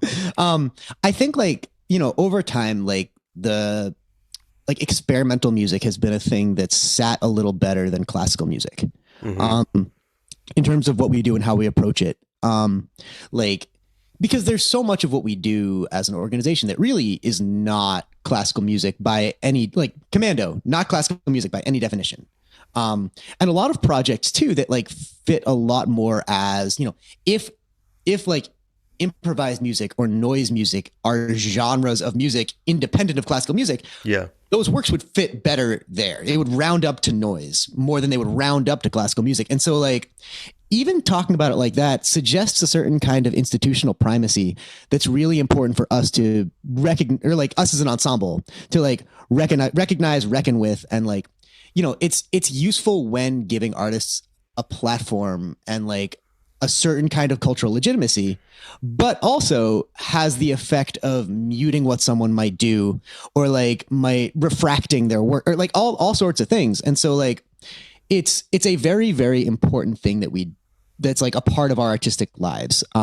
We commission composers in a very specific tradition. We work with notated music. We work with scores. Our training allows us to rehearse and internalize music in a way that is inextricably linked from that history. However, you're just I'm sorry, I just like marvel sometimes at how good you are at yes and. That's the only way forward. Yes and. Thank you. But like I think for it's one of the things that's actually been a little hard for our ensemble to exist, is that, and one thing that is true is like whatever your sort of like listening habits are, whatever you enjoy, like I guarantee you we've done something that'll alienate you like so deeply. Like there's one segment of our work will alienate you so hard, at least one, probably many. And so I think for a lot of chamber music ensembles, it's kind of like there's groups that I love, and everything they commission like sort of almost has like a red thread, whether it's instrumentation or style or like musical sort of vocabulary, and it feels like you're listening to a band you like. Where I feels like that for me. And whereas for us, it's like every album on this record label now will sound like a wildly different band. Like not even on the same instruments, not even close. Like, because like our instruments are so open-ended by design, like it's sometimes hard for a traditional audience member to latch on to us as a music fan, because they'll like, throw our like whatever we have on Spotify, throw that on shuffle, and it sounds insane. Sure. And which many people would see as a good thing, on the other side. Oh, I mean, we do. That feels essential. And it also feels sort of like antithetical to music existing in the marketplace. Which again, like our responsibility as a nonprofit arts organization is to do that. It's to like, which is also like classical music is a funny word, because like, what does that sound like? Right. Like, and the reason that I push so hard for recontextualizing that phrase, because I can get down with you use the phrase noise music. I can get down with the word noise as a descriptor and not as a pejorative, and fostering all of these different spaces. But at the same time, I can't let a culture or an infrastructure just exist, because sometimes those things have implications that go beyond those institutions. For example, I go back and forth with how I feel about orchestras, because I feel like those artists deserve a space. But at the same time, if we maintain orchestral institutions as they've always existed, there are other implications and other status quos that we are maintaining at the same time. That's really the biggest reason why I'm so challenged by not considering more things classical and not broadening what we mean when we use that phrase classical music. I mean, I love your podcast for 10 zillion reasons. And one of them is sort of like the red thread of discussing like what belongs in a conversation about classical music. Like, I don't know if any sort of like mainstream thing that like sort of brings that conversation to the fore like y'all do. So that's like been just as a fan really fun to now like be a bit of a part of. But like, I mean, we have projects that like, I mean, Commando is not like what would possibly be classical music about that, other than like the fact that we have classical training, we came from conservatories. Sure. But at the same time, like we rehearse and memorize in a specific kind of way, or like I do. Like I approach, like in that project I played, I don't know how much we need to talk about like what that project is, but like my initial rules of like that project were like I had to play drums like by Brad Wilk rules, which meant like if the drummer for Rage Against the Machine, if he couldn't play it, I wouldn't. Okay. And which is like a fun handicap. He's a great drummer, but like would never play anything like that's not particular, like is a very specific kind of drummer. Right. And so like, and the majority of that band by far does not read music, has no interest in like in any discussion of classical music. That's not like even on their radar as artists and as composers. Yeah. And so like for us, it's like, if we call that classical music, who is that for? Sure. And that's a really important, and I say that just like, I don't necessarily know the answer. Sorry, Travis, go ahead. I mean, it's interesting because it's even divided within our ensemble, right? It's like how personal, like you make that, like whether or not you want to just be a musician and then detach from that tradition, and it's like a thing that you engage in, or I guess like in my situation, I just kind of feel like it's a thing that I carry with me and try to do something I'm proud of with it. Yeah. I want to loop this conversation back to what we were talking about a little bit earlier when it comes to, no, it's fine. It's great. With geography. My conception of the Bay Area is one that would allow for a project like this to grow and thrive, a place that's sort of weird. Again, a word not as a pejorative, but as a descriptor. But you've been, you're well traveled as an organization, as an ensemble. You've been to South Carolina and all sorts of other places. I wonder how geography has played a role in the development of your projects. Are you received as well on the East Coast as you are in the Bay Area? Well, I think the first thing that geography did for us is I know we would not exist had we started in New York. We would not be doing it right now, for a lot of reasons. I mean, I think because the first couple of years, we basically lived in a practice room together for probably 3-4 years, just like memorizing complicated music for a couple dozen people. And that like made us develop a musical language that when we memorize things now, we draw from that. We draw from the moments where we spent like memorizing Fernie Ho and Ken Wayno's piece and like all those things, all like these very like complicated things that are for not like, that are, I still think are pretty great, but like, we're not lucrative decisions in the moment. And were we in New York, I know like Travis for sure would be like a very, very in-demand person playing so many things. Like in the way like I don't know how much folks know about like what the Bang on a Can festival is like and what that scene is like, but the idea that you can just play like 10 million gigs like back to back to back to back to back and like learn so much music so quickly and then do it and then sort of put it on a different hat, do another one. Like our first couple of years, we weren't doing that. We were like really getting deep into building like a musical, an ensemble based vocabulary, like for how to memorize collectively, how to cue and perform, all those things. So I think the Bay being kind of not a hub for classical music allowed that to exist. Yeah, that's really interesting, especially considering the San Francisco Conservatory, not only the San Francisco Symphony, but the Oakland East Bay Symphony, so, with it not being a hub, it still seems like it's an ecosystem that's really rich in not only new idea, but the traditions that so many of us try to dismantle. Totally. Go ahead. Yeah, it was good at the time. I think like some of the things that like did make it good for us were great in moderation, but like they've changed like a little bit. Particularly financial pressures. I think the things that really did work to our advantage is that like there were other opportunities for us to like play music and maybe survive a little bit, but there weren't that many. So we were always kind of like directed into putting energy back into rehearsing and the ensemble and figuring out how to do pieces that were designed to be impossible. We were really able to not be that distracted, like particularly like when we were out of school and just like trying to figure it all out. We always like came back to like meeting at the rehearsal space at 10 a.m. every day.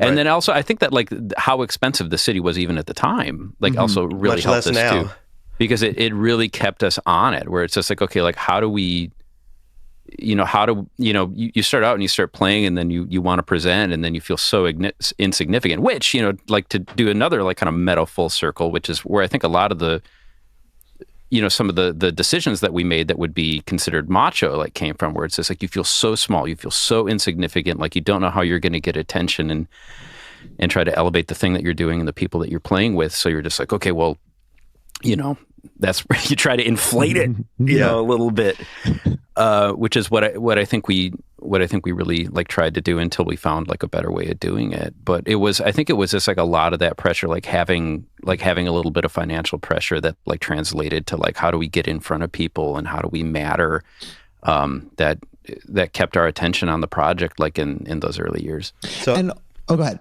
I was just going to ask, how do you balance that financial viability against some of the more progressive conversations that are popping up when it comes to class solidarity and anti-capitalism? Is it all about breaking even? I mean, what's your financial approach? I mean, that's really complicated, and like it is. Whenever those things feel like they're in conflict directly, which I mean, they're always in conflict, but whenever there's like a direct conflict, like the money side has to lose, and that has to be so prominent. And like, we've also like, as we've built into like the ensemble into an arts organization.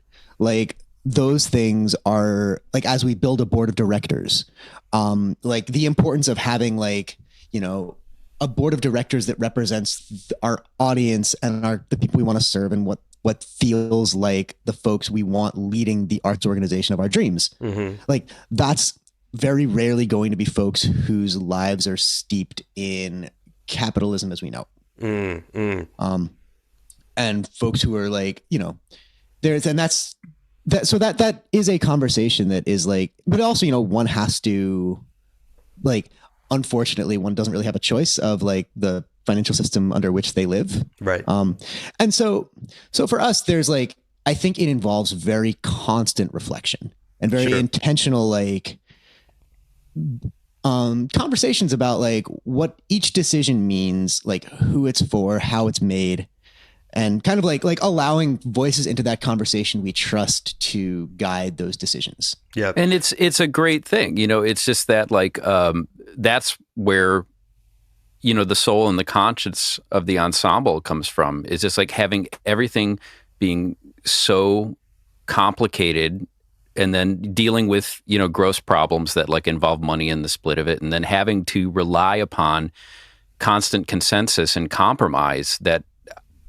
I think is a real strength. Yeah, absolutely. I don't want to end our conversation without talking a little bit about Commando, since it's been mentioned a couple times. I'm just, you know, for the folks at home, I'm just going to read from that portion of the site. It says, a San Francisco-based collective of queer and trans artists coming together to use the traditionally heteronormative vocabulary of heavy metal, rap, and poetry as a unified site to aggressively celebrate queerness and dismantle hetero-patriarchy. I can speak to the heteronormative aspects of rap and even in poetry. I'm not so familiar with that within heavy metal, and then moreover that as a meeting place to, as you say here, aggressively celebrate queerness. I wonder if you can speak more to that. Go for it. Travis, you want to start? Okay, yeah, I think that like, you know, separating the genesis of that project like had a lot to do with reimagining the age of rap metal. So I think that like they've already been synthesized, like in our mind or in our concept was that like, you know, the rap metal thing had already happened. Well, actually, yeah. So Gary, what were you listening to in 1999? 1999, Project Pat, Juvenile, all of those folks, the late, you know, the early 2000s rap, basically. Right. But were you watching TRL? Yeah, anything whiter. I would have to, I mean, maybe TRL would come on every now and again, but I'm thinking more of 106 and Park. And, you know, and maybe that's another conversation based on, you know, I'm from Memphis. So being in a predominantly black city, most of the things I consumed looked like me and reflected my culture. So I've never really thought about how those things play a role in things that fall outside of that blackness, if we're going to, you know, use that language. Sure. It's fascinating for us because like, I think we're probably roughly the same generation. And so like 1999, 2000 for me and for Travis, like when we were like early middle school was like that era right before Napster where like Clear Channel bought all the radio stations and nationalized the playlists. And so things like does like Limp Bizkit and Korn. Sure, I've heard of them. Yeah. Were ubiquitous in a way that like a band would never be again. Like I think they sold like 40 million albums, something insane like that. Had a level of sort of like cultural prominence and ubiquity in like the pop music sphere. Like I feel like every album they released would like break some sort of record of just moving units. And then it was also like popular news at the time that this was like due to like Geffen was doing a pay to play policy, like with Limp Bizkit in particular, and it was just like, oh my god, like it was making it plain that you could just like spend money and then just and get the statistics. And that also like, you know, things like Woodstock 99, like these sort of like profound kind of like moments that were very national news because of their sort of like just horrific like masculine misogyny and homophobia and whatever. That was like, and also like this it's a really fascinating genre to reflect on because it's also like it's kind of Rage Against the Machine's fault. Okay. Like in the way that they like successfully synthesized rap, hip hop, metal, and sort of funk and punk and all of these things together, and like Tom Morello being what's up.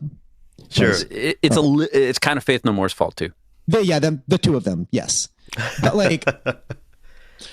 like, it's a genre that like diluted every single element into a specific kind of like heteronormative masculine whiteness. That's just like, I don't know if anyone wants to go back and watch that Woodstock 99 performance that Limp Bizkit did, like the headlining one that like sort of famously went south real quick. And it's just like seeing that many people and that sort of like insane popularity, influenced me as like, this is when I'm new to buying albums and experiencing music. And so like a question we had starting this project was like, what if that cultural moment had been used for good instead of evil? Like, how would the world have been different? And it became something very, very different than that.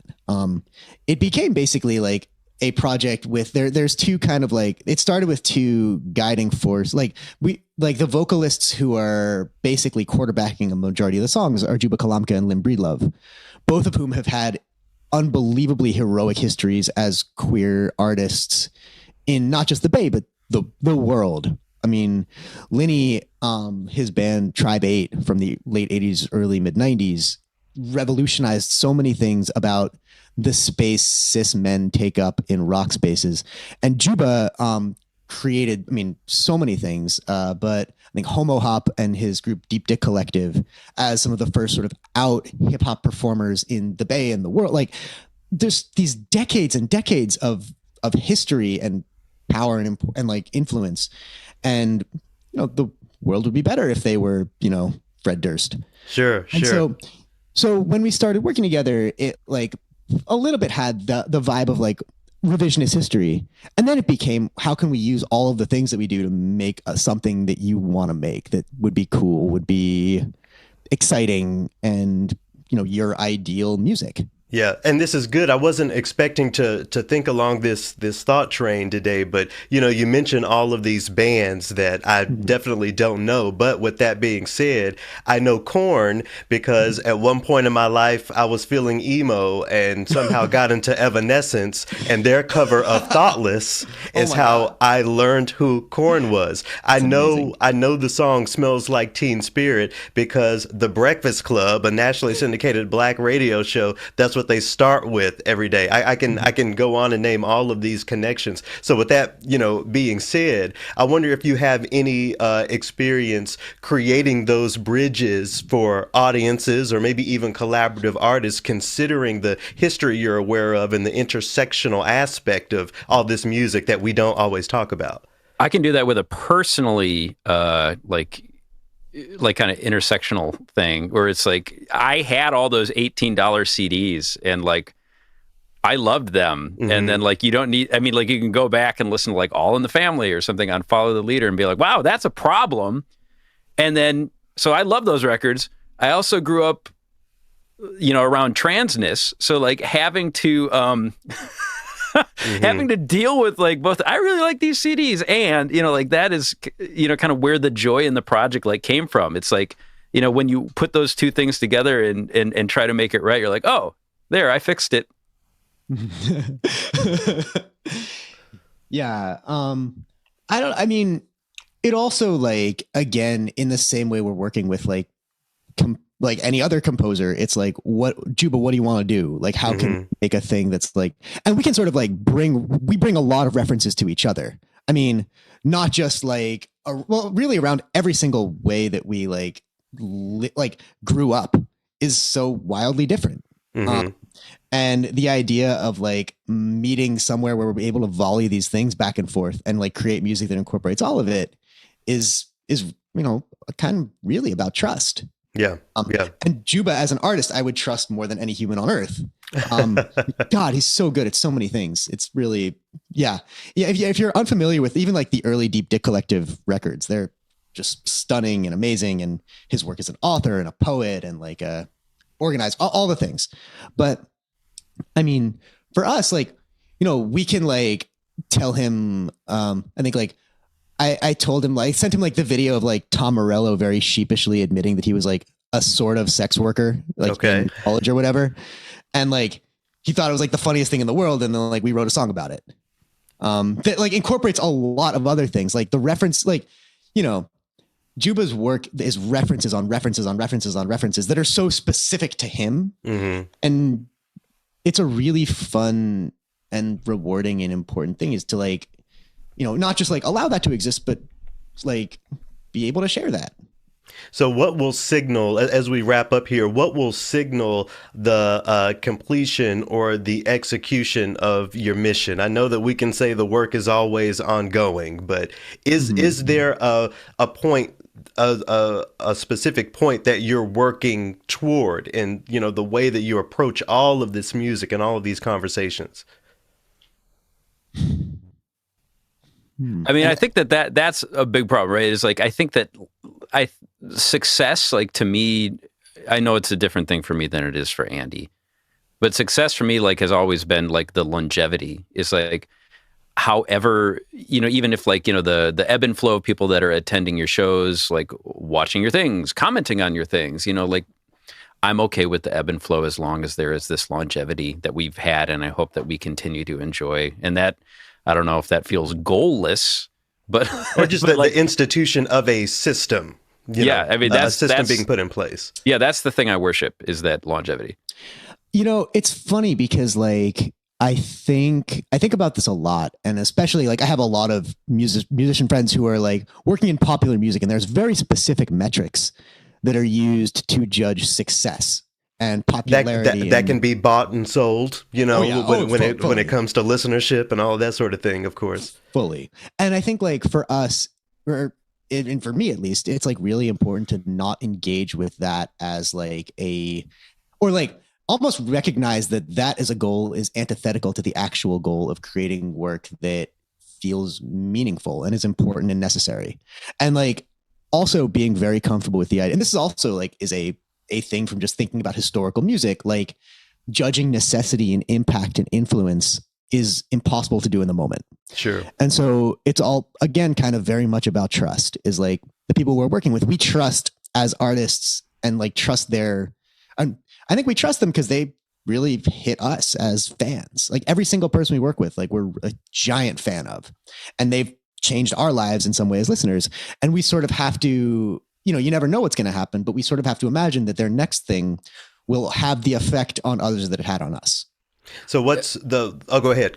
No, I would just say that like, you know, we prognosticate plenty. Like we really try, like we, you know, it's not just saying that, okay, like, which we do oftentimes in mission statements and discussions about audiences, like when we're prompted, talk about like, you know, we're really just doing this for our collaborators, to elevate our collaborators and all that. But we do really think about it. You know, we want it to have impact. Like we want people to see it and feel things. And we really put a lot of thought into how everything we make will be consumed and by how many people. Mm-hmm, mm-hmm. So is there an upcoming collaboration or recent project that you would point people to as far as an introduction to the Living Earth project and what your mission and perspective on everything is? Where do people need to start when they begin the journey of engaging what you've created?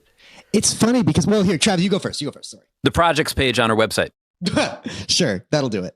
But I mean, I think also the goal of every project is to be so deep in an artist's work that like, or our collaborators' work, that like it's designed to be sort of a culmination of whatever they've been working on up to this point.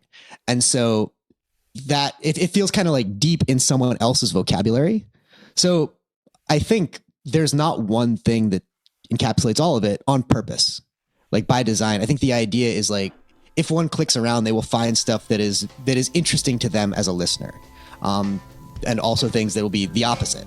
And also like perspectives and points of view that are necessary for every human to be aware of.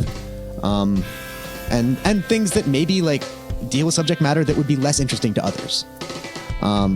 And so I think just like it is very tailored to, you know, what each kind of person is looking for in their experience as a listener.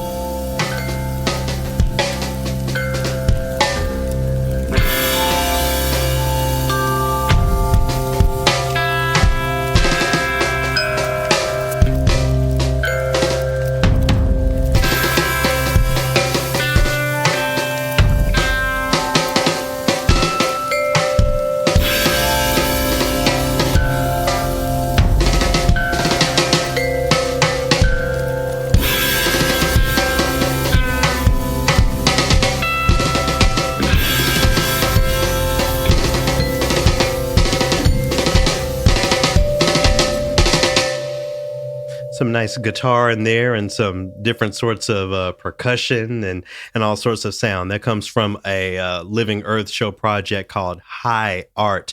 That piece of music specifically is the Tension Study 1 by Samuel Adams. They're really just challenging music and the idea of a concert and a concert space in a really unique way. We can talk about what's left field or what's different or divergent here in Minnesota, or if we live in New York or down south. But one of the things that I found, Scott, in our conversation was that being San Francisco based means some conversations have been had years ago, you know, so it's really fun to see how some of the more radical, I'll use that word, some of the more radical shifts in classical spaces, so-called classical spaces, what that looks like, what that sounds like. And the Living Earth show is doing an incredible job of just really exploring and affirming that far, far, far left field aspect of it. I know that there are, you know, conversations that we can have about decentering certain aesthetics, and even describing something as left field is continuing to center that thing. I also think, though, with that considered, there's some affirmation that can be highlighted by calling something weird or different, not as pejoratives, but as affirmations. And I really live in that when I hear music like that, and I learn more about what the Living Earth show is doing. So shout out to Andy and Travis, and thanks so much for to both of y'all for coming on TRILLOQUY. Before we get into the fourth movement, I want to ask you, one of the things that we talked about after I cut off the mic, so I always have a few things I want to talk to guests about, you know, off the record.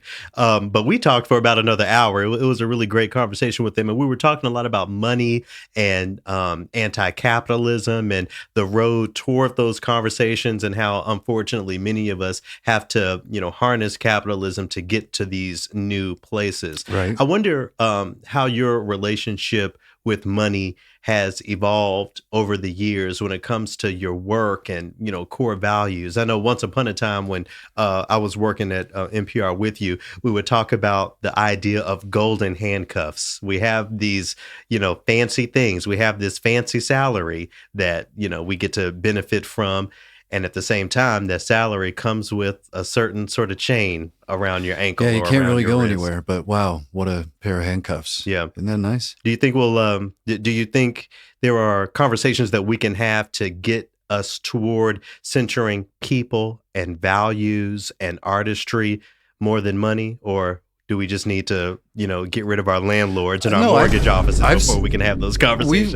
We've talked about this before, and I said that I think that your generation on has a chance. You said, but we done. Y'all are done. I don't y'all know. have done what you can. I just see so many people, you know, concerned about what, you know, hitting certain milestones by what they've got. Yeah.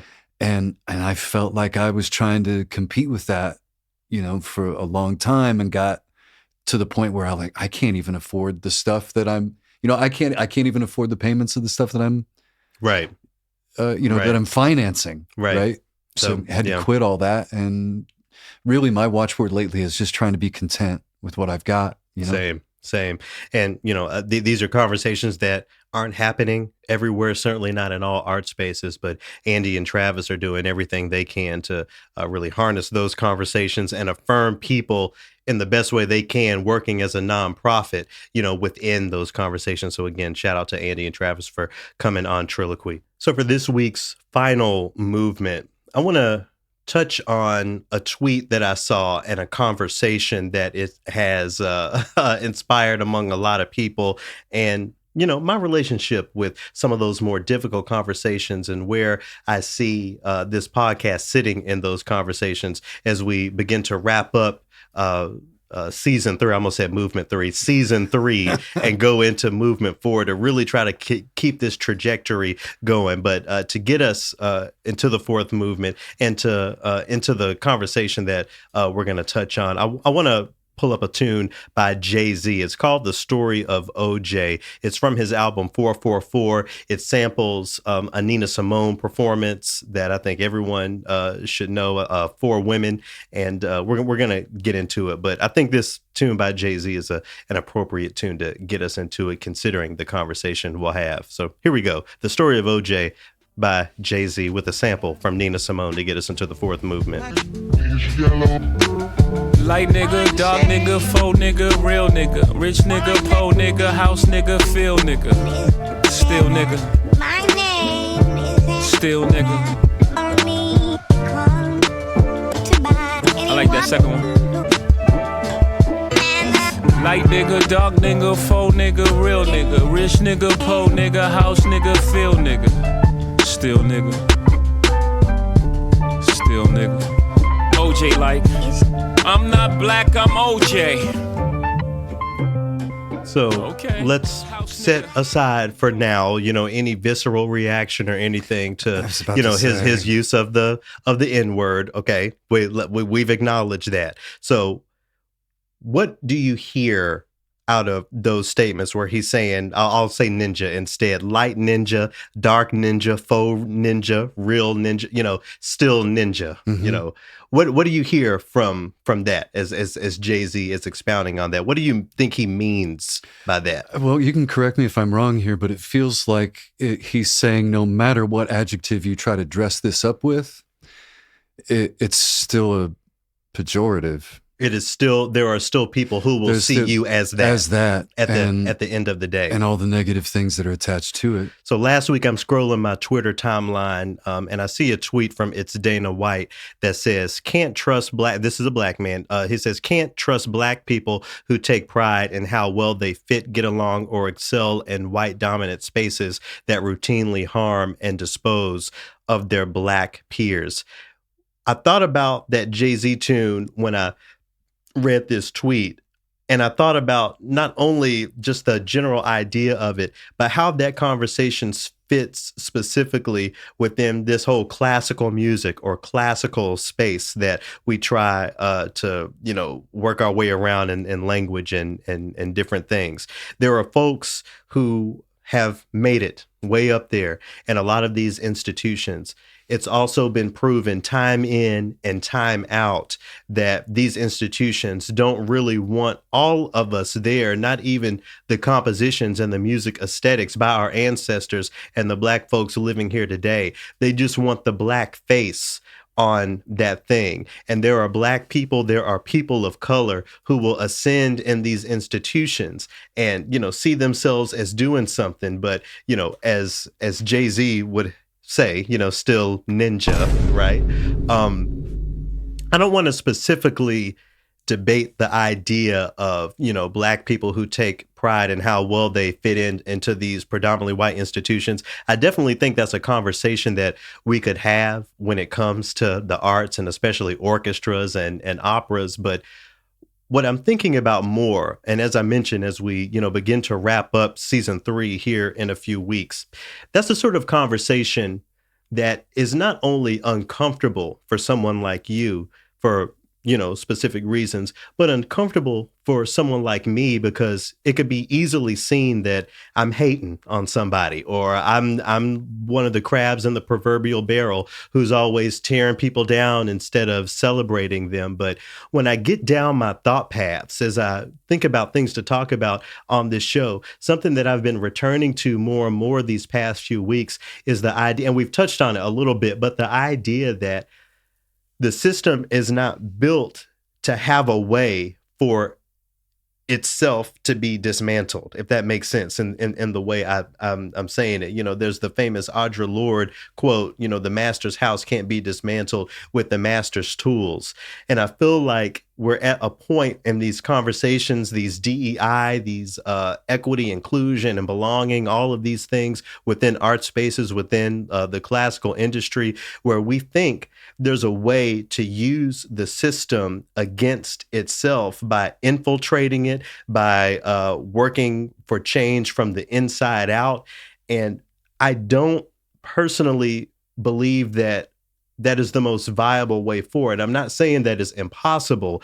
I'm saying that I just see a more outside in approach as a more viable approach. With all of that being said, I want TRILLOQUY moving forward as we start to think about seasons ahead. I want it to be a space where we can really get into some of those conversations that other people aren't having. What do you think about the conversation of the system not having a means for itself to be dismantled or even changed? Mm-hmm. Am I reaching by thinking about it that way? No, I see what you're saying, and this is where you and I diverge. And I would turn around and ask you the question: what is the answer then? Yeah. My question being, at some point, predominantly white institutions are going to have to stand up for themselves, and start making the hires to affect the change they say they want. And it's going to be messy, and there's going to be mistakes. But that doesn't mean that you don't do it, though, right? I mean, because if nobody does anything, then there's no movement. From where I sit, there are certain, and again, before I say what I'm going to say, I want to frame this inside of this being a space where we can have some of these conversations and say some of these things and speak our truths in a way for them to be considered and thought about, for us to explore a way forward, so that disclaimer. Mm-hmm. I feel like there is a certain adherence to the tradition, to the status quo that is required of all people, including people of color, to even have a chance at access to some of the power positions within these institutions. And sure, I'm sure that there are some real agitators out there that are VP of something at one of these orchestras or at one of these schools of music, opera houses, maybe even radio stations. But at the end of the day, if the principal goal for a person is to maintain their position, for the sake of their mortgage, for their student loans, car note, whatever, their ability to live, how can we see that as a way forward? It's hard for me to do that. And beyond, like I said, like I was trying to get into earlier, beyond having an answer to that question, I feel like there has to be a space where we're having that actual conversation and really considering those things. We have Black orchestral musicians of color, allies and accomplices who will, swear up and down that representation is one of the ways forward. We have to get more people of color, more women, more marginalized folks on stage, more folks in positions of power, on radio, whatever. But I just don't see that as a way forward all the time. Sometimes I believe that we need to consider what they're doing down there in what we were talking about, the San Antonio Symphony. What if that church, that First Baptist Church, became the new home of the orchestra, and the institution, as it were, just sort of crumbles and dies, and the community makes their decision? Mm-hmm. What if Mary Lucia, who we talked about in the very opening, she went to another public radio station, and all of her fans and all of those people pulled all of their support and went elsewhere? I feel like so many of these institutions are really comfortable and really sit in the fact that at the end of the day, it's all going to be fine. We'll get the money we need. We'll get the audience we need. We'll whatever. And there's no actual cost that has to come with some of the things that we see. So going back to this tweet, when Dana White says that he can't trust Black people who take pride in how well they fit into some of these institutions, I'm all the way there, and I spend so much of my time thinking about how to address that. I found that conversations like these are instantly dismissed as divisive, or, that whole crab in the barrel thing. But if this space can't be a space where things like that are explored, what is the space for it? I don't think that there are many out there. I see what you're saying. Two things. Number one, Mary Lucia would have a great Apple Music show or a Sirius XM show. with know, global listenership, right, much less local. And she has expressed, she said she's got at least 2 books in her. So there's that part. But what does that mean between you and me, though? Because here I am sitting saying, I don't see any other way for me to move forward unless I advocate for bringing in more people of color to my organization. Mm-hmm. It's a reason why I think this is not just an echo chamber, but a conversation place. You know, folks who are familiar with this show, who have been listening for a long time, know where our two ideas sort of diverge, you know, and this is one of those places. I feel like if there was a mass divestment of women and people of color from these institutions, we would really need to see some change, and maybe we would re-engage the well-established institutions because change has happened. But I think that is a way forward. If every Black person in one of these major orchestras or in these major opera houses said, you know what, I'm done, I'm walking away until y'all get y'all shit together, you would have a lot of orchestras who would be just fine, because a lot of them don't have Black folks anyway. But I feel like everyone's cards would be on the table, and we could hold each other more accountable when it comes to who we're choosing to support and who we're choosing not to support. I see where you're coming from. Again, though, I really want to make sure that this can be the place moving forward where we explore some of these ideas even deeper. One of my goals for season 4 is to, you know, spend a little less time with what is just going on in the zeitgeist and having some exploratory, thought-filled conversations that might inspire something in someone. Right now, from where I sit right now and how I feel in this moment, I feel like more Black people, more women, more people of color, more marginalized people within the well-established opera institutions, orchestra organizations, radio stations, all of these things. I'm not sure if that can help all of us. It can help some of us. You know, seeing an all-Black orchestra on the Carnegie Hall stage this week affirmed someone and was a good thing for someone. Is that a good thing for all Black people, all people of color? Is that something that's going to help us all? And if that's not, what is going to help us all? How can the arts affirm every person struggling to pay rent or to find a community or to be a part of a broader world in some way? That's really what I'm focused in on now. It just seems like diversifying orchestras is, for me, such a small part of the puzzle when I think about liberating a people and expanding my mission and my goals beyond the arts, but to a decolonized ecosystem, to where when we get dressed up, we aren't necessarily centering a Western European or Western in general aesthetic. When we talk about classical music, of course, but when we talk about food, when we talk about the way relationships roll, you know, the dichotomous way that we treat relationships in many ways is a Western construct, at least one that we have adopted that doesn't exist everywhere. I'm really trying to think of the ways where more of us can be engaged in this freedom work and in this liberation work. And that's not to say that it's not important on the arts front, because that's definitely a part of it. But I just can't, I can't affirm anymore the infusion of people into these systems thing of it, because if it's not continued trauma for people who can't fit into those systems, it's the system fortifying itself by finding people of color, women, marginalized individuals who do choose to fit into a certain way because of external factors, the biggest of them being capitalism.